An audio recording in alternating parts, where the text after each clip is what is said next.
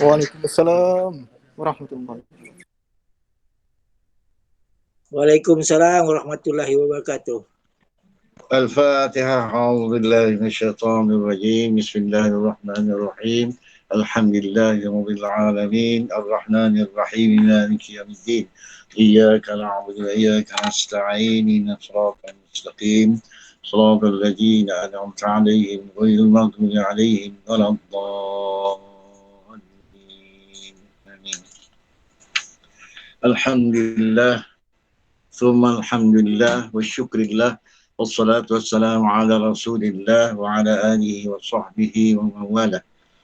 قالوا سبحانك لا علم لنا إلا ما علمتنا إنك أنت العليم الحكيم ولا حول ولا قوة إلا بالله العلي العظيم. رب اشرح لي صدري ويسر لي أمري واحلل عقدة من لساني يفقهوا قولي أما بعد.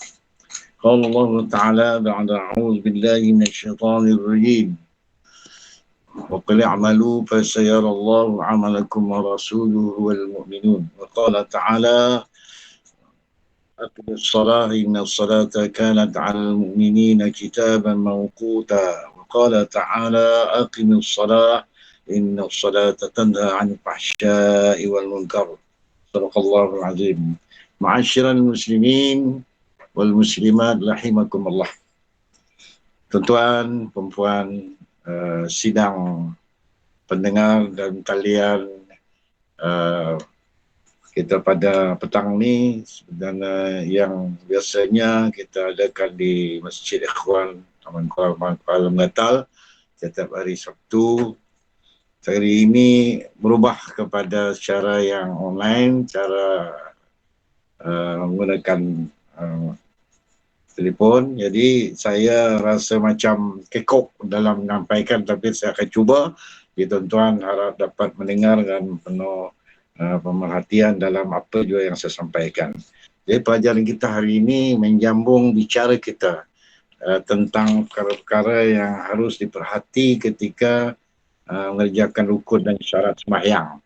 Ia berkisar mengenai bagaimana kita nak memantapkan lagi solat kita, sembahyang kita agar sembahyang ni benar-benar bermakna dalam arti kata sebenar. Sebenarnya kita bahas sembahyang merupakan perkara yang menjadi keutamaan dalam Islam, ya, dalam segala amalan yang menjadi keutamaan dalam nak menilai seorang tu baik tidaknya, melihat solatnya, sembahyangnya, dalam melantik pemimpin atau nak menjadi kawan rakan dan menjadi jodoh yang terbaik, melihat solat atau sembahyangnya. Jadi begitu seterusnya. Kali ini kita melihat dari perkara yang harus diperhatikan untuk seterusnya menggunakan kitab Mau'izatul Mukminin ini, iaitu tentang doa iftitah. Doa iftitah setelah kita takbiratul ihram, ya, dengan menyebut Allahu Akbar. Ya, kita akan baca Allahu Akbaru kabira walhamdulillahi katsira wa subhanallahi bukratan wa asila. Sampai situ. Itu bukan doa iftitah. Itu merupakan rintitan daripada takbir kita, di mana kita mengagung dan membesarkan Allah Subhanahu wa taala dengan memuja-mujinya. Terus baru kita membaca doa iftitah, di mana doa iftitah ini merupakan pembukaan sebelum kita menurunkan bacaan rukun qauli, fi'li dan seterusnya. Iaitu dengan baca wajah lillazi fataras samawati wal ard, ya, hinggalah ke akhirnya. Tapi kita nak uraikan satu persatu word by wordnya, dia berhubung dengan doa iftitah ni. Walaupun dia merupakan sunat, tapi ianya memberi kesan yang baik kepada setiap mereka yang mendirikan solat ini. Ia juga merupakan sunat yang digalakkan untuk kita baca. Dan membacanya bukan sekadar membaca, tapi ialah baca dengan penuh memaham apa kandungannya ataupun isi kandungannya, tafsirannya, uraiannya, kaitannya dengan ibadah kita dan kehidupan kita. Jadi di dalam kitab ini muka surat 64, kalau di sana ada Dr. Saidi, terlihatnya ada kitab dan itu yang lain-lain, surat 64. Dan di bawah sekali itu. Iaitu ada pun doa iftitah, maka ucapan anda yang pertama sekali akan kita baca wajah tuwajhiyalladzi fataras samawati wal ardh. Sama situ dulu. Maksudnya aku menghadap mukaku kepada yang menjadikan petala langit dan bumi. Jadi kita tanda tanya di sana, apakah yang maksudkan dengan muka? Adakah muka itu muka sebagaimana yang kita faham, muka kita dan muka-muka yang lain? Tak. Dari segi lahirnya. Tetapi yang dimaksudkan muka di sini ialah bukan apa di sini muka yang lahir kerana yang menghadapkannya ke arah kiblat. Kerana anda menghadapkannya ke arah kiblat. Muka tu kan Allah SWT Maha Suci daripada boleh ditetapkannya di suatu arah atau jihad yang tertentu. Sehingga anda menghadapkan muka atau wajah anda di badan itu ke arahnya. Akan tetapi itu kita satu benda yang perlu kita faham dan nafikan bahawa mengarah kiblat tu bukan artinya muka Allah di situ. Bukan muka itu arah kita menghadap muka kita ke arah yang kita sembah, ya. Tapi Allah maksudkan muka di sini ialah hati, wajah hati. Wajah dia itu ialah wajah hati. Wajah hati yang harus menghadap atau menghala kepada Tuhan pencipta langit dan bumi. Yang disebut fataras samawati wal ardh, yang menciptakan 7 petala langit dan bumi, di mana Allah yang menciptakannya. Jadi apa yang dihadapkan muka hati kepada Allah Subhanahu wa taala dengan penuh keyakinan bahawa Allah itu sama sekali tidak boleh disekutukan dengan apa jua, yang kita mengesahkan dan mengagungkan Allah tu maha berkuasa dari segala-galanya. Jadi hendaklah anda perhatikan adakah ia menuju atau menghala kepada berbagai angan-angan atau cita-cita, dan adakah perhatian kita masih tetap kepada rumah atau di pasar menurut segala macam syahwat dan hawa nafsu, ataupun dia sebenarnya telah menuju atau menghala kepada Tuhan pencipta langit. Itu soalan yang dikemukakan bagi kita. Adakah penghadapan kita itu, hati kita itu ke arah yang disembah, yakni Allah Subhanahu wa taala.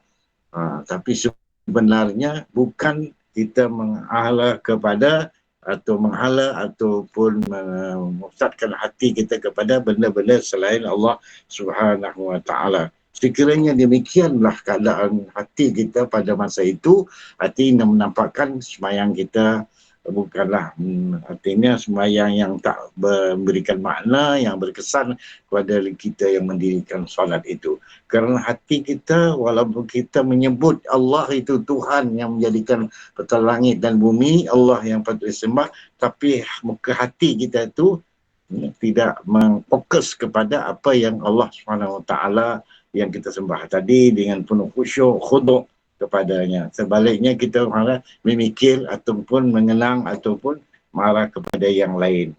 Dalam menyebut doa iftitah tadi, tapi hati kita tidak bersama dengannya. Hati kita ke lain, itulah maksudnya. Awaslah, jangan sampai pula pekerjaan munajat itu dimulakan dengan berdusta. Ini. Jadi dalam kitab ni pengarang kata jangan kenalah berhati-hati dalam mendirikan solat ni, jangan terjadi ataupun terdapat kizbun atau dusta. Ini yang berlaku di kalangan orang Islam yang dirikan solat, termasuklah barangkali sesiapa sajalah kita nak tunding jari kita kepada masing-masing lah, kita merasakan adakah kita sepenuh hati kita, pikiran kita menumpu kepada Allah yang kita sembah tanpa sesekali beralih pandangan, pikiran, perasaan hati kepada yang lain. Inilah sukar kita nak benar-benar jujur dan amanah ataupun benar dalam mendirikan solat yang kita kerjakan itu. Jadi kita kena akui dah dalam kita bercakap, dalam kita mengatakan sesuatu kepada Allah itu, tapi kalaulah hati, wajah hati itu mencong kepada yang lain, ini namanya kan dusta. Ini perlu diperhatikan sangat. Bila dah berlaku apa yang dikata lain yang di hati, timbullah dikata dusta ataupun ciri-ciri ini nifak dalam mendirikan sembahyang itu. Ingatlah bahawa wajah hati itu tidak mungkin ditujukan semata-mata khalis kepada Allah Ta'ala, melainkan dengan memalingkan wajah itu dari perkara-perkara selain Allah Subhanahu Wa Ta'ala. Ini ingatlah, wajah hati itu tidak mungkin ditujukan semata-mata khalis kepada Allah, melainkan dengan memalingkan wajah dari perkara selain Allah Ta'ala. Kalau dia kata khalis di sini, asal perkataan Arab khalusa yakhlusu khalis, yakni isim fa'il, benar orang yang berkeadaan orang yang benar-benar bersih hatinya, ya. Yang dikata khalis ini, khalis ataupun ikhlas itu tempatnya wadahnya di hati. Bila hati itu benar-benar ikhlas, bila kita saksikan itu dipanggil khalis. Jadi kalau semata-mata dia kata semata-mata khalis tu, dia tidak memalingkan wajah hati itu selain Allah SWT sebagaimana yang disebutkan tadi. Ini dia kata khalis, ikhlas semata-mata kerana Allah SWT. Oleh itu hendaklah berusaha bersungguh-sungguh dengan serta-merta memusatkan tujuan kita kepada Allah SWT. Kiranya tidak mampu melakukan apa yang demikian terus-menerus, maka hendaklah berkata dalam diri kita, sekarang aku cuba lagi. Kiranya tidak mampu juga, maka hendaklah mencuba lagi dengan sebenar-benarnya. Inilah usaha yang tak pernah henti, yang kita kena tanam dalam hati azam kita supaya berlaku dalam keadaan benar. Benar dalam arti kata hubungan hati kita, wajah hati kita, fikiran kita dengan Allah Subhanahu Wa Taala tidak melencong. Apa makna melencong? Makna tidak melencong atau tidak menumpukan sepenuhnya kepada Allah yang kita hadap, yang kita fokus, yang kita abdikan diri kepada Allah, kepadanya tadi. Ini. Dalam kita mendirikan salat fardu contohnya, bukan ibadah pokok, ibadah yang asas kepada pembentukan peribadi, kepada pembentukan tamadun manusia itu di dunia ini, dan juga suatu usaha ke arah mendekatkan diri kita kepada Allah, menjadikan sembahyang itulah sebagai formula dalam menghasilkan tamadun sebenarnya yang disebutkan itu tadi. Tuan-tuan dan puan sedang yang merhati atau yang melihat video ni ataupun online ini, supaya melihat apa yang kita lakukan selama ini dalam hal mendirikan solat kita. Sebab tuan-tuan, sebab semayanglah sebenarnya saya sebut berkali-kali untuk menentukan berjaya dan tidaknya hidup kita di dunia, dan apalagi di akhirat kelak nanti, confirm. Selain daripada keimanan yang menjadi keutamaan. Dia iman itu perkara yang menjadi prasyarat, yang menjadi keutamaan dalam semua hal. Tapi dalam amalan, dalam pengabdian kita dalam bentuk amalan ini ialah semayang fardu 5 waktu itu.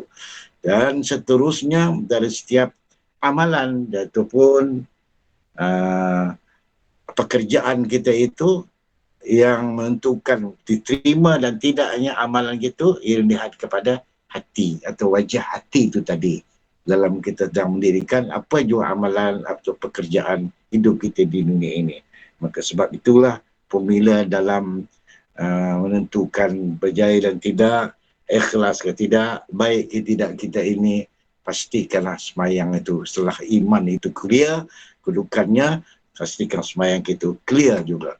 InsyaAllah biasanya, lazimnya orang yang imannya hebat, etikadnya mantap, biasanya sembahyang juga mantap, dan juga ibadah yang lain. Jadi seiringlah dalam kita membina akidah kita menjadi akidah yang kuat, sampai itu salat fardu menjadi tonggak tadi, haruslah diiringi dengan sungguh-sungguh memperbaikinya hingga menjadi salat atau ibadah yang benar-benar berkualiti.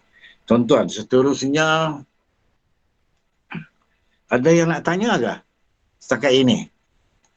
Yang mendengar ni, ada apa yang disampaikan tadi fahamlah atau tidak? Cuba kalau ada yang boleh bersyuara, bolehlah kan. InsyaAllah, Saya ini. Ustaz. InsyaAllah. InsyaAllah Ustaz, Ya. faham Ustaz. InsyaAllah. InsyaAllah, insyaAllah. Waalaikumsalam. InsyaAllah, Waalaikumsalam. insyaAllah. Teruskan, Ustaz. Teruskan lah. Lama tak jumpa, Kita- Ustaz. Ya, saya teruskan lah. InsyaAllah, insyaAllah. InsyaAllah. Okey, seterusnya perkataan Hanifah Muslimah.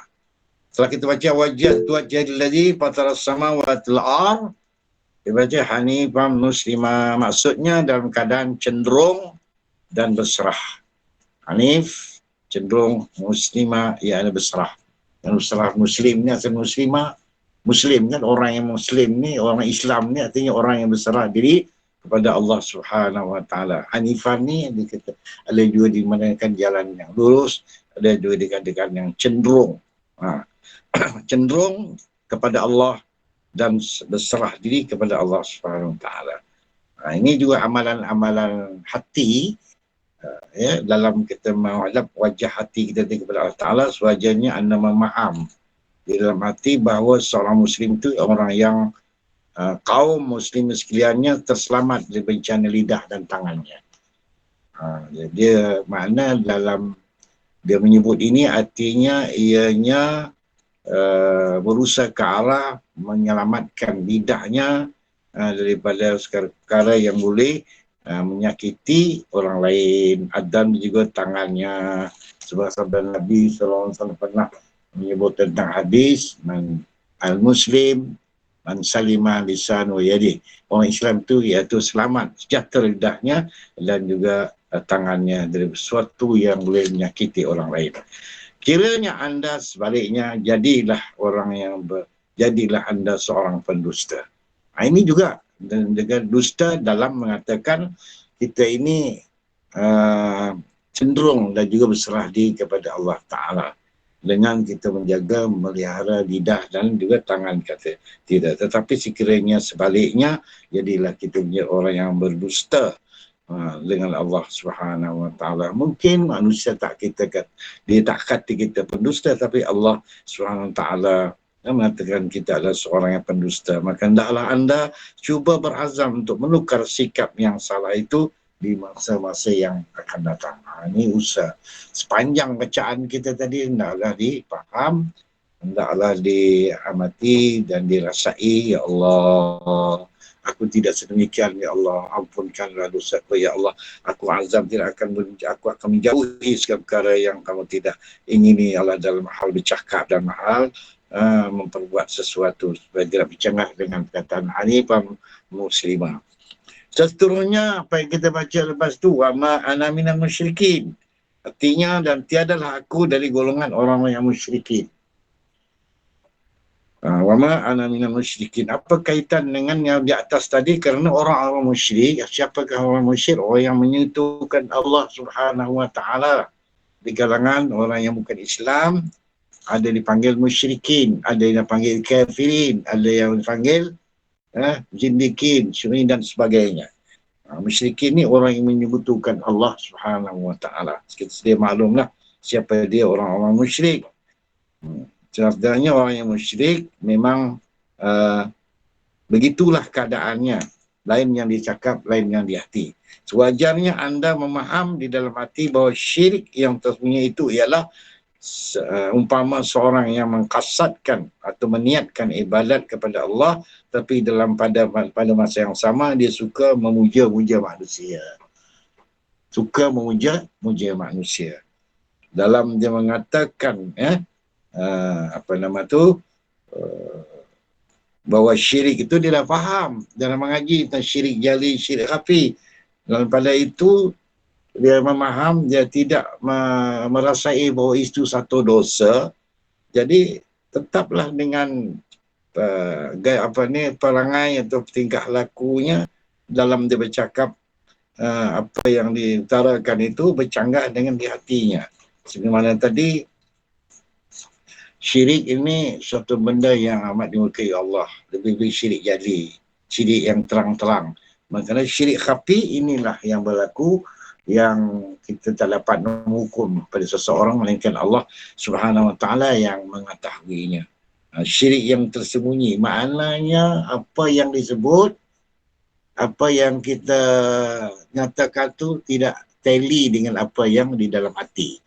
Itu dikatakan seperti mana tidak wujudnya keikhlasan dalam mendirikan sembahyang ataupun berbuat sesuatu yang menjadi perintah Allah Subhanahu wa taala tidak semata-mata kerana Allah, tapi ada kerana yang lain. Begitu dalam memuja Allah Ta'ala, dalam mentahmidkan Allah Ta'ala, membesarkan Allah, pada masa yang sama hatinya memuja, membesarkan manusia juga. Dalam hal itulah yang kita kena ingat. Tidak ada sesuatu yang lebih agung, lebih mulia, yang lebih agung melainkan Allah Subhanahu wa taala.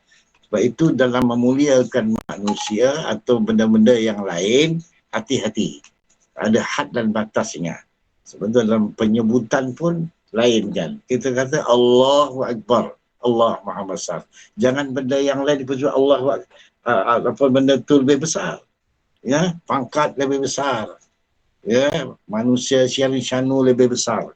Ini menampakkan satu pencanggahan yang nyata jelas. Itu dia kata dosa yang nyata. Tapi dosa di sini dia sebut dosa yang tersembunyi, dia tak sebut demikian, tapi hatinya ingatkan selain Allah Ta'ala tadi dalam mula mengagungkannya. Sehingga tak sedar apa yang diucapkannya tadi. Ini merupakan syirik khafi. Ingatlah dan peliharalah diri anda dari rupa syirik ini. Dan hendaklah merasakan malu di hati anda. Bila kita teringat balik, bila datang tak khusyuknya, teringat balik, ya Allah, aku ni berdosa tadi, aku ni salah, aku malu-malu dengan ya Allah, kalau aku tidak ampunkan. Itu yang kena kita akan insaf balik baru lepas semayang. Mengapa pula balik pula astagfirullahaladzim, astagfirullahaladzim. Apa dosa yang banyak, dosa tuan-tuan. Kita dah sebelum semayang nanti mungkin terlupa istighfar kepada Allah, lupa bertaubat dengan dosa-dosa kita. Dalam semayang pun kita buat dosa. Itulah dosa-dosa yang kita kadang sedar dan kita sedari. Yang tak disedari itu parah. Perlulah mengaji dan pelajarinya. Yang kita sedari ini tak ada kekuatan untuk menghindarinya. Al-azam untuk melahirkan satu kekuatan dalam hati untuk menghindari daripada syirik yang tersembunyi. Iaitu tidak keikhlasannya, tidak ada penumpuan khusyuk kepada Allah, ingat benda lain, perasaan kita masih lagi terfikir benda lain dan seumpamanya. Ini yang perlu disesali dan merasa malu. Dengan merasa malu ni pun bukan senang tuan-tuan. Kadang-kadang kita lebih malu dengan manusia daripada kepada Allah Ta'ala. Itu sebenarnya bergantung kepada keimanan kita sebenarnya. Bila iman kita lemah, benda ini yang payah kita nak rasakan malu dengan Allah, dengan dosa-dosa yang kita lakukan. Walaupun banyak ilmunya, tinggi ilmunya, besar pengaruhnya, hebat serban jubahnya, tapi kalau Allah keimanannya belum melahirkan rasa malu, rasa takut dengan Allah Ta'ala, rasa hebat dengan Allah, selagi itu semangat kita, itulah timbul banyak penustaan yang berlaku yang tersembunyi tadi. Inilah kita bila ada rasa malu, itu satu pertanda yang baik. Kita merasa malu bila kita terdari hati kita keadaan begitu, wajah hati kita kadang begitu, kita merasa malu dan timbul sesaran. Kalau anda mendiri bukan dari, kalau anda, baru sekali kita menentang orang-orang musyrikin yang menyebutkan Allah Subhanahu wa taala pada masa-masa kita kadang-kadang mengamal sesuatu yang diamal oleh musyrikin, sampai kita sedari tidak hatinya kita dicop sebagai orang musyrik. Cuma inilah amalan hati, amalannya payah, sukar untuk kita nak bersihkan dari perkara yang tidak diingini tadi, itu syirik khafi. Jadi dengan keimanan yang kita pupuk hari-hari tuan-tuan dengan segala masalah dunia ini, keimanan juga macam landasan ataupun pokok pangkalnya. Bila hati kita penuh dengan keimanan, insya-Allah datang rasa malu dengan Allah Ta'ala di atas apa jua perangai dan tingkah laku kita, dan seterusnya merasa harap dengan Allah, merasa menjadi syukur dengan segala nikmat yang Allah datangkan Tapi anda tidak terlepas dari perbuatan syirik. Ketahuilah bahawa pengertian syirik itu terkena kepada perbuatan yang sedikit maupun yang banyak dari kelakuan serupa itu. Ini tuan-tuan. Syirik ni memang benda yang sukar kita nak lihat, seperti mana kata ulama dahulu, semut hitam berjalan di atas batu yang hitam di malam yang gelap kelam. Mana nampak tapi ada semut. Macam tu, seumpama itulah syirik. Sukarlah kita nampak, untuk mata kasar kita nak melihat, kita tak nampak. Tapi bila kita dianugerahkan iman yang mantap kuat, Allah akan beri kita petunjuk atau pimpinan darinya, hingga nampaklah kesalahan kita, kelemahan kita, dosa-dosa kita nampak. Itu dosa yang melibatkan hati, pikiran kita tadi. Ini tuan-tuan pentingnya dalam kita mengaji ilmu tasawuf, mengaji ilmu kerohanian ini, supaya nampak hakikat diri kita. Siapa kita yang sebenarnya. Akhirnya bila di luar kita hebat, dipuji, dipuja.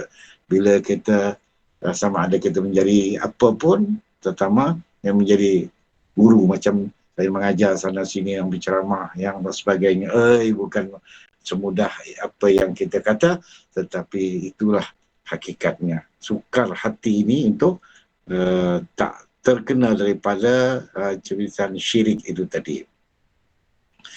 Jadi tuan-tuan, boleh kan? Seterusnya, apabila anda membaca mahyaya wa mamati. Tengok jam juga ni, sampai 40 minit lebih kurang, kita berhentilah. Apabila membaca dia tadi apa? Wa ma ana minal musyrikin. Membaca mahyaya wa mamati, hidupku dan mati. Inna salati wa nusuki wa mahyaya wa mamati. Ya, dia sebut inna salati, sesungguhnya sembahyangku, wa nusuki, dan ibadahku. Ya, tapi di sini tidak tercatat lah, ya. Wa mahyaya, hidupku dan matiku, lillahi rabbil alamin. Saya ulang balik, salat kita, nusuk ni ibadah kita, hidup kita dan mati kita, lillahi rabbil alamin. Ini lagi membuatkan kita takut, gentar dengan apa yang disebut ulama ini. Hidupku dan matiku, sembahyangku, ibadahku, hidupku, matiku dan Allah Ta'ala. Benar ke tidak apa yang disebutkan itu tadi? Maka ulama telah membahaskan bahawa ketahuilah bahawa hal seperti ini adalah sama seperti halnya seorang hamba yang kehilangan dirinya dan kini sedang berada di hadapan tuannya. Ya. Seperti seorang hamba yang kehilangan dirinya dan kini sedang berada di hadapan tuannya. Hamba bukan hamba di sini, hamba Allah. Hamba sebenarnya orang zaman-zaman dulu, hamba dibeli, ya, dan dia jaga, yang belum diberdekakan dia ada tuannya. Seperti mana hamba berhadapan dengan tuannya. Kalaulah kata-kata itu ucapkan oleh seorang yang keredaannya atau kemarahannya atau berdirinya atau duduknya atau keinginannya untuk hidup terus dan kegurunannya dari menemui maut semata-mata, kerana urusan kedudukan tentulah tidak sesuai untuk keadaan seketika itu. Ini kita berulang balik bahawa hal serupa ini, sebab tadilah hidup yang matinya kerana Allah semata-mata, sama seperti umpama seperti seorang hamba yang kehilangan dirinya dan kini sedang berada di hadapan Tuhannya. Ya, di hadapan Tuhannya. Dari situ dia berserah semata-mata kepada Tuhannya yang menentukan hidup mati ibadahnya. Dari situlah dia akan berfikir tidak ada jalan lain melainkan berserah.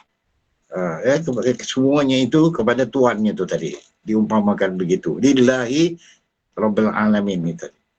Ketahuilah kalau kata-kata itu ucapkan oleh seorang yang Mana yang keredaannya, kemarahannya atau dirinya duduknya itu, keinginannya untuk semata-mata menurus dan kekurnian dari maut semata-mata. Kerana urusan keduniaan tentulah tidak sesuai untuk keadaan seketika itu. Maknanya semata-mata pada masa itu dia serah bulat kepada Allah Subhanahu Wa Taala, ataupun dengan kata lain dia menjadikan hidup mati ataupun hidupnya kerana Allah semata-mata. Jadi kalau Allah merupakan Malikal Mulk, Raja segala raja, kalau dalam dunia Tuan segala tuan, dan hamba itu tadi dia semestinya punya perasaan, pemikiran bahawa tidak ada yang lain untuk menjadikan tempat dia bersandar, berpaut atau berharap, memohon, bergantung hanya semata-mata kerana Allah Ta'ala. Dia menjadi, jadi sebab itulah dia berusaha ke arah menjadikan ibadahnya, sembahyangnya khususnya tadi, hidup matinya kerana Allah semata-mata. Kerana apa yang diperintahkan oleh tuannya tadi adalah menjadi perintah tuannya selamanya. Itu yang dia nak. Begitulah lebih-lebih lagi kepada Allah Subhanahu Wa Taala yang menjadi raja segala raja, tuan segala tuan, yang menguasai segalanya, kakak kita yang mencipta, yang menggunakan nikmat darinya. Inilah sepatutnya, sewajarnya kita berserah kepadanya dengan meletakkan segala-galanya kerana-Mu ya Allah. Semuanya kerana-Mu ya Allah. Tuan-tuan. Boleh tuan-tuan muslim dia faham insya-Allah. Itu pembahasan yang dikatakan inna salati wa nusuki wa mahyaya wa mati lillahi rabbil alamin. Itu. Inilah yang menjadi tajuk di dalam kehidupan kita, yang menjadi agenda perjuangan hidup mati kita, yang selama ini kebanyakan orang Islam lebih di akhir zaman ini mengabaikannya. Jadi kita kena jadikan satu benda yang kita kena perjuangkan dalam kehidupan sebagai seorang Muslim ini, untuk menjadikan segala-galanya di dunia ini sebagai satu bentuk ubudiyah kita kepada Allah Subhanahu Wa Taala. Sekiranya benda ini tidak diusahakan, insya-Allah tidak akan berlaku.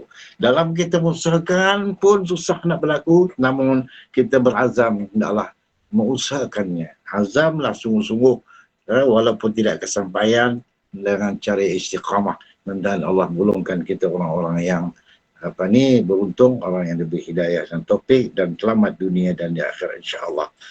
Okey, habis tuan-tuan mengenai doa iftitah tu tadi, dimulai daripada wajhtu wajhiya lillazi fatas samawati wal ardh hanifan wa ma ana minal musyrikin minas salati wa nusuki wa mahyaya wa mati lillahi rabbil alamin. Itu. Lalu ada sambungan lagi tu la syarikalah, tidak sekutu baginya, walidzalika umir tu ana minal muslimin. Kan itu diperintahkan dan aku di kalangan orang yang menyerah diri kepada Allah Subhanahu Wa Taala. Habis mengenai doa iftitah yang sewajarnya kita ambil perhatian dalam membacanya itu. Jadi bila kita dah membaca, serta memahaminya, serta merasainya dengan penuh makna tadi, insya-Allah dia mempengaruhi bacaan rukun qauli kita yang berikutnya, iaitu surah Al-Fatihah. Dan begitu juga rukun-rukun yang lain. Okey tuan-tuan, boleh faham ya ni? Cara tu tadi okey kah? Ya. Ini tak biasa ni. Nampak gambar le. InsyaAllah yang lainnya juga ikutilah insyaAllah. InsyaAllah. Ada soalan ni apa? Tak ada? Ada soalan ke apa-apa ni? Boleh ajukanlah semasa ada masa lagi, dalam kira-kira 10 minit lagi bolehlah.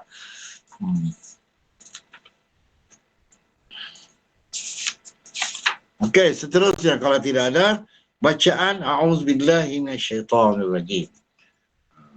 Ke surat berikutnya lah 66.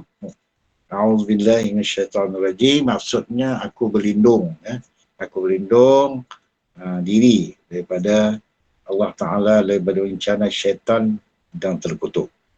Ataupun aku berlindung kepada Allah SWT daripada syaitan yang direjam atau syaitan yang terkutuk. Jadi satu bacaan isti'azah, minta perlindungan daripada Allah. Hukum membaca ini kita sedia sunat. Dan tak membaca pun tak mengapa, tapi rugilah. Ada juga setengah ulama dia kata harus. Seeloknya kita bacalah. Jangan baca kuat pula waktu waktu sembahyang kerja. Dia nak lalui baca ni secara sir perlahan, hanya didengar diri kita sendiri saja.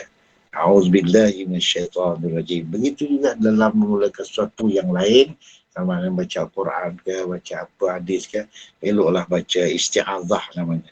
Isti'azah ni artinya minta perlindungan daripada Allah Ta'ala daripada gangguan syaitan, daripada syaitan yang derajam tadi.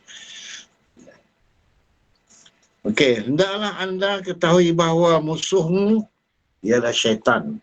Inna syaitan lakum aduwwun mubin. Sungguh syaitan tu musuh kamu yang sangat nyata. Aduwwun mubin tu musuh yang sangat nyata. Cuma tak nampak. Tapi dia musuh yang nyata. Itu yang kadang-kadang tu dalam soal keyakinan kita kepada musuh syaitan iblis ni, dia tak yakin. Benda-benda yang hanya yang nampak, yang zahir, yang dilihat oleh mata kasarnya baru dia yakin. Kalau benda-benda yang abstrak ni, benda-benda yang tak nampak, susah nak yakin. Ini betul sebabnya dalam Islam, agama kita ini meletakkan keimanan itu merupakan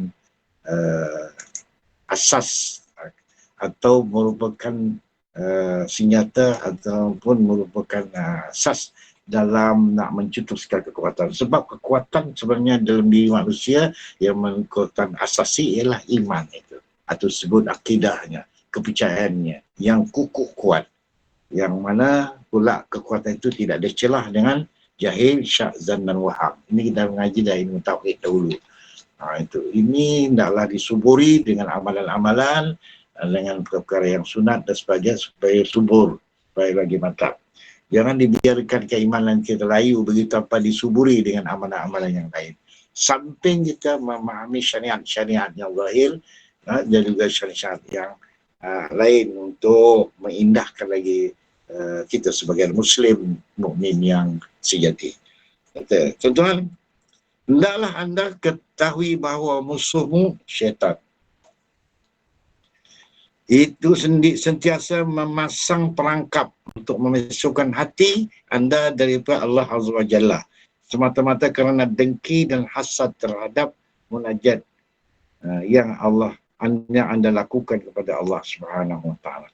Kemudian anda bersujud kepada Allah, padahal kerana sebab sujud syaitan itu dihalau dari rahmat Allah Ta'ala dan menjadi terkutuk sebab satu kali sujud yang ia enggan melakukan menyebabkan dia kufur kepada Allah Ta'ala. Tuan-tuan, kita sedia mahu sejarah di mana syaitan, iblis, beza iblis dengan syaitan ni, iblis ni dia punya ketua lah, kapten ataupun ketua. Iblis ni dia punya orang-orang di bawahnya. Kalau istilah pangkat dunia ini macam syaitan, iblis ni general lah atau kapten. Kalau yang syaitan ni orang yang pangkat 1-2 paku gitulah. Itu biasa. Jadi biasa. Angkatan tentera yang biasa. Jadi peranan syaitan dengan iblis berbeza. Iblis dia berperanan untuk menggoda, mempengaruhi, merosakkan para ulama-ulama, para umarah ulama, pada cendekiawan, pada orang bijak pandai, pada orang yang banyak ilmu, terutama ulama yang cuba mengamalkan ajaran Islam dan syariat Allah. Dia tidak henti mencari jalan bagaimana untuk nak menghasut orang yang begini. Bila syaitan itulah selain daripada yang begitu banyak berkeliaran, banyak dia di mana-mana. Syaitan ni sama siangnya pun malamnya. Dia sentiasa berada di mana-mana. Maka lebih-lebih lagi dia sentiasa mendampingi kepada orang yang sedang berbuat kebaikan, terutama semayang. Dahlah anda kata bahawa musuh syaitan itu sendiri sentiasa masang perangkap untuk memesongkan hati anda daripada Allah Azza wa Jalla, semata-mata kerana dengki dan hasad terhadap munajat yang anda lakukan kepada Allah Ta'ala. Kan dulu sebab dia dikeluarkan daripada syurga, Sebab Allah cop dia sebagai musuhnya juga musuh orang-orang yang beriman, dan juga dia merupakan musuh manusia. Dia dah dia cop Allah Ta'ala sebagai kafir atau kufur, maka dia minta izin ya Allah supaya dia nak menyesatkan manusia yang menjadi dendamnya. Dan itu Allah izinkan dengan syarat kamu tidak akan dapat menggoda, dapat pengaruhi orang-orang yang mukhlasin, orang-orang yang ikhlas semata-mata kerana Allah Ta'ala. Itulah kita kena menjadikan perjuangan hidup mati antaranya bagaimana nak wujudkan rasa keikhlasan. Maksud saya menjadikan hidup mati kita, ibadah kita semata-mata lillahi ta'ala, kerana Allah Ta'ala. Orang yang semuanya lillahi ta'ala ini, syaitan iblis tidak berani menggoda, dan dia sekecewa dengan sikap dia yang meletakkan Allah segala-galanya dalam kehidupannya. Masya Allah. Itulah yang kita nak, dan bukan semata untuk knowledge kita saja, tapi perjuangan yang menjadi perjuangan hidup mati kita. Walaupun kita ini berada dalam perjuangan, melihat perjuangan dalam nak menjana ekonomi, nak wujudkan masyarakat yang harmoni, pada masa yang sama itu, ya, perjuangan yang asasi ialah meletakkan Allah dan Rasul segala-galanya. Itu jangan sampai lupa, jangan sampai lalai, jangan sampai tertinggal matlamat tujuan kita sebenarnya. Bila itu sentiasa mantap di hati fikiran kita, insya-Allah perjuangan yang lain dia mempengaruhi apa juga yang kita perjuangkan, sama ada menjadi apa pun, kerana Allah Subhanahu Wa Taala semata-mata. Itulah maka terhindarlah segala perkara yang tidak diingini dalam mengatur kehidupan kita. Sama ada menjadi pemimpin atau yang dipimpin, sama jadi guru pensyarah, menjadi murid, atau menjadi ibu bapa, atau menjadi apa pun, kita tindak dalam kita mantap keimanan kita dan memperbaiki amalan kita, insya-Allah. Jadi musuh kita jangan lupa. Memang itulah dikatakan perjuangan. Kalau tidak dinamakan perjuangan, tidak ada penentangan. Malah penentangan kita yang hebat, ya Allah, iblis dan syaitan yang menjadi. Maka laluan untuk memusuhi atau nak merangkap manusia terjebak ke pengaruhnya ialah nafsu.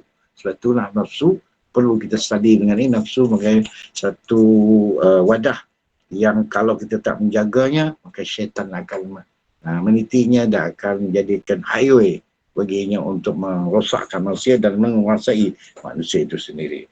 Itulah. Jadi benda ni tidak habis di sini, insyaAllah bersambung. Kita bercakap tentang syaitan, syaitan. Sebab itu kita sentiasa bacalah doa yang paling ringkas ini, a'udzubillahi minasyaitanirrajim, ataupun a'udzubillah. Dot tu maknanya syaitan lah. A'udzubillahi minasyaitanirrajim tu. Apa-apa pun kita mula dengan a'udzubillahi minasyaitanirrajim samping bismillahirrahmanirrahim.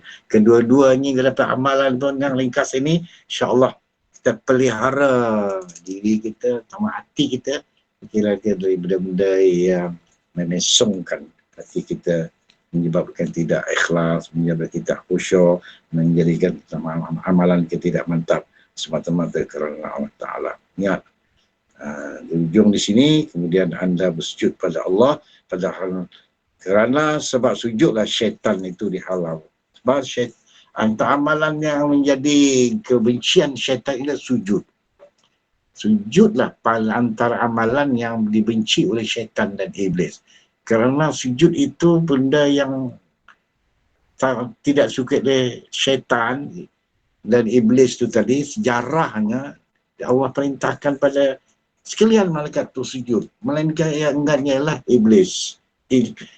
Iblis aba wastakbara wa kana minal kafirin. Semuanya sujud, melainkan iblis tidak mau sujud. Bukanlah sujud sebagai meletakkan dahi ke bawah lantai atau ke tanah, tetapi sujud menundukkan pun dia tidak mau, kerana dia aba, enggan, wastakbara, sombong, angkuh dia dengan perintah Allah Ta'ala tadi. Sebab sujud ni menundukkan satu benda yang hina bagi dia. Padahal sujud dan sekadar untuk menundukkan kepala, sekadar menungkukkan bahu, itu sebagai memuliakan. Allah tak perintahkan sujud sampai ke dahi, sampai sujud ke lantai. terutamanya menyerupai dengan sujud kita kepada Allah Subhanahu Wa Taala. Tidak, dia sujud dia tunduk, tapi dia tidak mau tunduk. Sebab itu antara ciri-ciri orang yang sombong takbur pun di dunia ni, kalau lihat orang yang sombong mengangkat kepala atau tidak mau tunduk, tidak mau hormat dengan orang lain. Padahal orang lain itu ada yang perlu kita muliakan. Memuliakan orang lain itu tidak seperti kita muliakan Allah. Muliakan Allah itu dengan menundukkan kepala. Tu. Tuan-tuan, jadi iblis paling tak suka sebab benda menundukkan ni satu perkara yang hina baginya. Itulah kita kena menentang syaitan iblis ni dengan kita menyangkal ataupun menolak perbuatan-perbuatan yang disukai oleh syaitan iblis tadi. Di mana dia suka sombong, hasad, dengki dan sebagainya. Jadi sebab itulah dia dibenci dengan manusia. Macam mana manusia boleh boleh tunduk dengan Allah Ta'ala sedangkan boleh tunduk dengan hormat dengan manusia lain sedangkan aku lebih mulia, aku lebih agung daripada manusia itu. Itu yang dia poin dia, bahawa dia ciptaannya daripada api, manusia cipta daripada tanah yang hina. Itulah dia datang perasaan sombong itu menyebabkan dia Allah SWT murka dan menjadikan dia kafir dan seterusnya menjadi musuh manusia. Wallahu a'lam. Saya rasa apa benda yang sampaikan ini mudah dipahami sebelum ini sebagai ulangan. Mudah-mudahan dengan ulangan ini sebagai mengungkapkan kepahaman kita, terutama dalam kita mendirikan solat fardu 5 waktu ini. Marilah kita berazam sungguh-sungguh untuk menjadi sebagai satu jihad dalam usaha sembahyang kita menjadi sembahyang yang benar-benar berkualiti. Sekiranya antara orang caranya kita menuntut ilmu, berbincang dan hal-hal yang demikian. Dan itu satu jihad bagi kita. Sekiranya benda ini kita lepas tangan buat apa saja yang telah kita buat, tak ada usaha untuk nak memantapkan lagi dan segala seginya, itu bukan perjuangan namanya. Jadi kalau namanya perjuangan, jihad namanya, bukanlah jihad berperang melawan dia melawan musuh-musuh ini, medan perang saja. Jihad melawan nafsu kita, melawan tuntunan nafsu syaitan iblis yang menjadi musuh kita yang nyata tadi dalam nak meruntuhkan kualiti manusia. Itu perjuangan yang terus-menerus sampai ke mati. Itulah kata ulama, peperangan yang besar. Saya rasa cukup sekadar ini. Wallahu alam. Ampun maaf dari saya. Lagi aku qauli hadza wa astaghfirullahalazim li wa lakum. Wassalamualaikum warahmatullahi wabarakatuh. Amin. Bismillah. Waalaikumsalam. Wassalatu wassalamu ala Waalaikumsalam. Amin. sahbihi wa mawala. Allahumma anfa'na bima 'allamtana 'allimna ya Allah ma yanfa'una wa zidna 'ilma wa fahma walhamdulillahi rabbil alamin. Amin.